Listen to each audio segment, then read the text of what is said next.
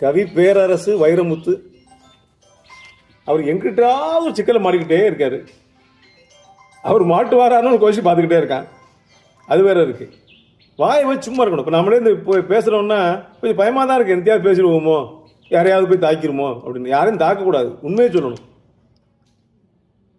கொஞ்சம் சிந்தனை பண்ணி பேசணும். இப்போ இன்னொன்று, எதை யார் பேசுகிறாங்கிறது இருக்குல்ல. ஆண்டாள் கோயிலில் பேசி சிக்கலில் மாட்டினார்,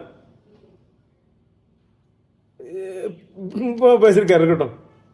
நான் அடிக்கடி சொல்லுவேன், இதே ஆண்டாள் கோயிலில் அவர் சொன்ன கருத்தை ஒட்டிய ஒரு ஆராய்ச்சிக்குரிய கருத்துன்னு சொல்லி கவிஞர் கண்ணதாசன் பேசியிருந்தாருன்னா அவ்வளோ சிக்கல் வருமா? இந்த எதிர்ப்பு வருமா? எதை யார் பேசுகிறான்னு இருக்குல்ல. கவிஞர் கண்ணதாசன் ஆண்டாள் நாச்சியாரை பாடி பாடி பாடி பாடி உருக்கமாக பாடினவர். தனிப்பாடல்கள் மட்டும் இல்லாமல் சினிமா பாட்டிலையுமே பாடுவார். கோதை ஆண்டாள், தமிழை ஆண்டாள், கோபாலன் இல்லாமல் கல்யாணம் வேண்டாள். அவரு ஆண்டாள் நாச்சியாரையும் சரி, மீனாட்சியும் சரி, காமாட்சியும் சரி, எல்லாரையும் பாடி பாடி திளைத்தவர். அந்த பாட்டு கேட்ட உருகி இருக்கும். என் தாயை போற்றுகிற நான் என் தாயை பற்றி பேசுறதுக்கு உரிமை இருக்கிறது. அது இல்லாமல் தாயே இல்லை, நான் தனியா பிறந்தவன், சாமியே இல்லை என்று சொல்லக்கூடிய ஒரு கொள்கை உள்ளவங்க போய் கடவுளை பேசும்போது விடுவாங்களா? இன்றைக்கும் அதுதான் நடந்திருக்கிறது. திகைத்தனை போலும் செய்கை. திகைப்பு என்ற சொல்லுக்கு நான் அது விளக்கம் நிறைய பேசணும், நிறைய பொருள் இருக்கிறது. ஏதோ ஒரு கணம் திகைத்து என்னை தாக்கி விட்டாயா என்று அவன் கேட்டு இருக்கலாம்.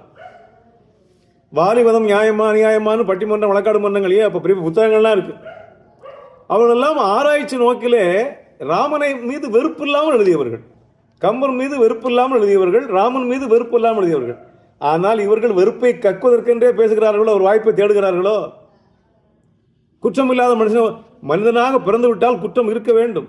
குணம் நாடி குற்றம் நாடி அவற்றில் மிகை நாடி மிக்க குழல் வள்ளுவன். ஒரு நல்லவனா கெட்டவனா எது அதிகமாக இருக்குன்னு பாரு. இதே ராமாயணத்தை ஹிந்தியில் துளசிதாசர் எழுதினார்.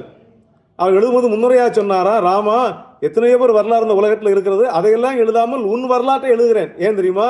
இந்த உலகத்திலே குறைபாடுகள் குறைவாக உள்ளவன் நீ.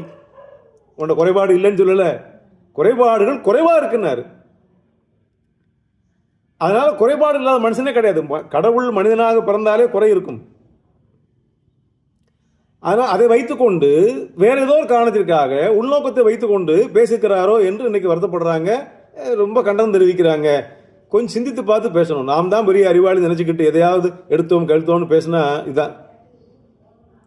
எல்லோரும் ஸ்ரீராமச்சந்திரமூர்த்தி மேடல் பேசும்போது ராமன் சொன்னாலே சண்டைக்கு வருவாங்க. ராமன் சீதன் சொல்ல